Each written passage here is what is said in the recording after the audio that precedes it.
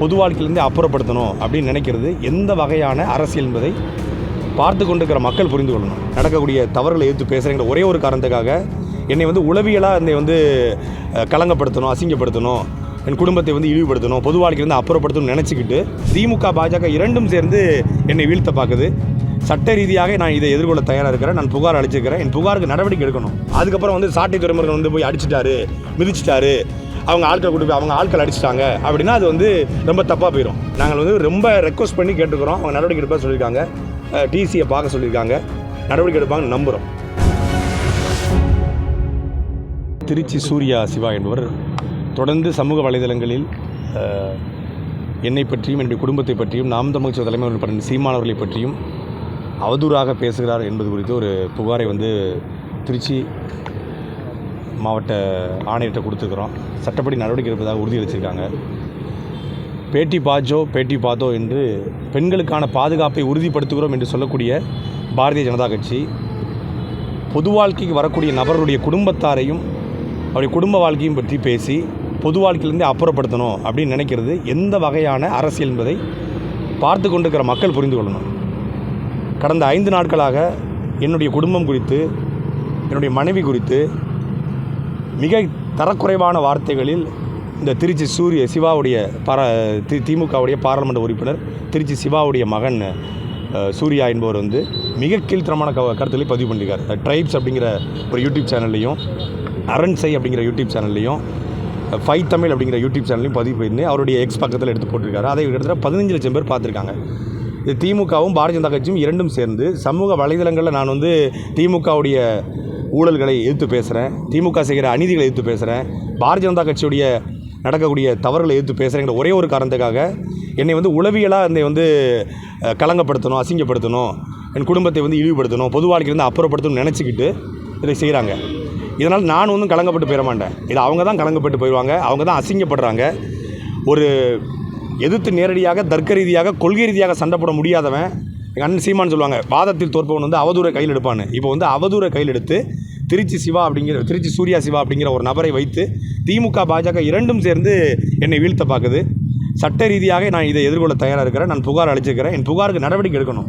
ஒருவேளை என்னுடைய புகாருக்கு நடவடிக்கை எடுக்கலைன்னா நான் உண்மையிலேயே உளவியலாக மிகப்பெரிய பாதிப்பு ஏற்பட்டிருக்கிறேன். இதை வழக்காக மாற்றி நடவடிக்கை எடுக்கவில்லை என்றால் நிச்சயமாக மிகப்பெரிய சட்டம் ஒழுங்கு சீர்கடும். அதுக்கப்புறம் சாட்டை துறைமுருகன் போய் அடிச்சிட்டாரு, மிதிச்சிட்டாரு, அவங்க ஆட்கள் கூட்டு போய் அவங்க ஆட்கள் அடிச்சிட்டாங்க அப்படின்னா அது ரொம்ப தப்பாக போயிடும். நாங்கள் எல்லாத்துக்கும் பொறுத்து போயிட முடியாது. குடும்பத்தை பேசினதுக்கப்புறம், ஆத்தாப்பனை பேசினதுக்கப்புறம், மனைவியை பேசினதுக்கப்புறம் அதுக்கப்புறம் பொது வாழ்க்கை, அரசியல், இது கொள்கை அதெல்லாம் பார்த்துட்டு இருக்க முடியாது. அதனால் நாங்கள் ரொம்ப ரெக்வஸ்ட் பண்ணி கேட்டுக்கிறோம். அவங்க நடவடிக்கை எடுப்பாக சொல்லியிருக்காங்க. டிசியை பார்க்க சொல்லியிருக்காங்க. நடவடிக்கை எடுப்பாங்க நம்புகிறோம். ஏதாவது கேட்கணும் கேளு. என்ன காரணம்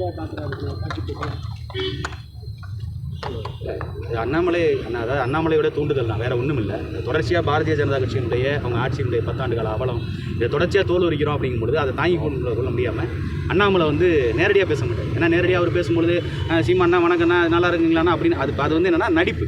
ஆனால் பின்னாடி இந்த மாதிரி அல்ல கைகளை வச்சுக்கிட்டு இந்த மாதிரி அடியாட்களை விட்டுக்கிட்டு பேசப்படுறது தொடர்ச்சியாக இது நீங்கள் ஒவ்வொருத்தரையும் பார்த்தாலே தெரியும். அண்ணாமலைக்கும் அண்ணன் சீமானுக்கும் எப்பெல்லாம் கருத்து முரண் வருதோ அப்பெல்லாம் இந்த சூர்யா சிவாங்கிற நபர், இல்லைன்னா அந்த அமர் பிரசாத் ரெட்டிங்கிற நபர், இவர்கள் தான் பேசுகிறாங்க. அண்ணாமலை நேராக வாதம் வச்சா வாதம் வைக்கட்டும். இப்போ இவ்வளோ சூர்யா சிவா குடும்பத்தை, அண்ணன் துரைமுருகன் குடும்பத்தை பேசுகிறாரு, அண்ணன் சீமானுடைய தனிப்பட்ட குடும்பத்தை பேசுகிறாரு. இதே ஐயா சூர்யா சிவாவுடைய குடும்பத்தை பேசினா என்ன ஆகும்? உங்கள் அப்பா டெல்லியில் செருப்படி வாங்கினதெல்லாம் பேசினா நல்லா இருக்குமா? அது இல்லை நீங்கள் வீட்டை விட்டு உங்கள் அப்பா பெத்த புள்ள எனக்கு வேண்டாம் அப்படின்னு வெளியே துரத்தி விட்டார். எதுக்காக துரத்தி விட்டார்? நீங்கள் மாமியார் வீட்டில் போய் மொத்தமாக போய் சம்பாரித்து வாழ்றதுக்கு வழி இல்லாமல் மாமியார் வீட்டில் போய் இப்போ தஞ்சம் வந்துருக்கீங்களா? அதெல்லாம் பேசினா நல்லா இருக்குமா? அரசியலாக தர்க்க ரீதியாக பாரதிய ஜனதாங்கிற கட்சி 10 ஆண்டு கால ஆட்சியில் இந்த நாட்டை நாசமாக்கிட்டு இன்றைக்கி போய் தியானம் பண்ணுறேன்னு உட்காந்துருக்குது. அதை நாங்கள் கேள்வி கேட்குறோம், அதை விமர்சிக்கிறோம்னா அதை பேசுறதை விட்டுட்டு தனிநபர் வாழ்க்கையை பேசுறது, குடும்பத்தை பேசுறது, எங்களுக்கு மட்டும்தான் குடும்பம் இருக்குது, நாம் தமிழ் கட்சிகளுக்கு மட்டும்தான் குடும்பம் இருக்குது, அவர்களுக்கெல்லாம் குடும்பம் இல்லையா? எதிர்த்தரப்பில் இருக்கவங்களுக்கு அதை பேசக்கூடாது, அது அறம் கிடையாதுங்கிறதுனால தான் அதை கடந்து போகிறோம். ஆனால் தொடர்ச்சியாக இது போயிட்டு இருக்கும்போது அது கட்டாயம் சட்டம் ஒழுங்கு சீர்கேடு தான் அது மாறும். ஏன்னா இது முதல் புகார் கிடையாது.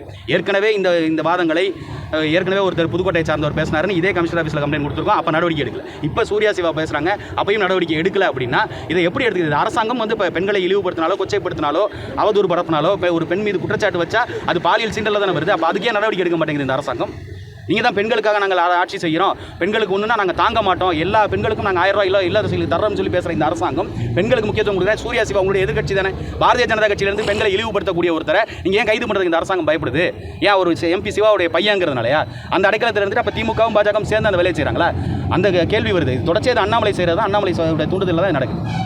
இதுபோன்ற செய்திகளை மேலும் தெரிந்து கொள்ள எங்களது யூடியூப், Facebook மற்றும் Twitter ஆப்களை சப்ஸ்கிரைப் செய்யவும்.